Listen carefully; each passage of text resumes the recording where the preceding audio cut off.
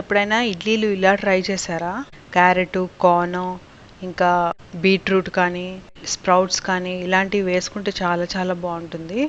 So దీంట్లో ఇంకా ఈ బ్యాటర్లో రాగి పౌడర్ సొల్యూషన్ మిక్స్ చేసి వేసుకుంటే చాలా చాలా బాగుంటుంది అనమాట.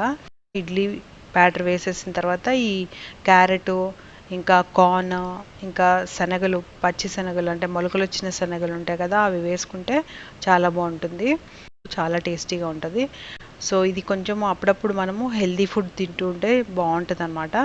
ఇడ్లీ అంటే కొంచెం ఫైబర్ తక్కువ ఉంటుంది కదా, అందుకే ఇవన్నీ యాడ్ చేసుకుంటే ఫైబర్ కంటెంట్ యాడ్ అవుతుంది అనేసి నేను ఇలాంటివి యాడ్ చేస్తూ ఉంటాను. అండ్ చట్నీలు కూడా మనము వెరైటీ చట్నీలు చేసుకుంటాం అనమాట. ఏంటంటే బీరకాయ పొట్టు చట్నీ, అలాగే ఈ ఆవకాయ ఒకటి మనము గ్రేట్ చేసుకొని తయారు చేసుకున్నది ఇన్స్టెంట్ ఆవకాయ, చాలా చాలా టేస్టీగా ఉంటుంది. అలాగే ఈ ఉల్లిపాయ చట్నీ అనమాట ఇది, అది కూడా చాలా టేస్టీగా ఉంటుంది. ఇన్స్టెంట్ ఎనర్జీ కొరకు ఇలాంటివన్నీ వాడుతూ ఉంటాను అనమాట.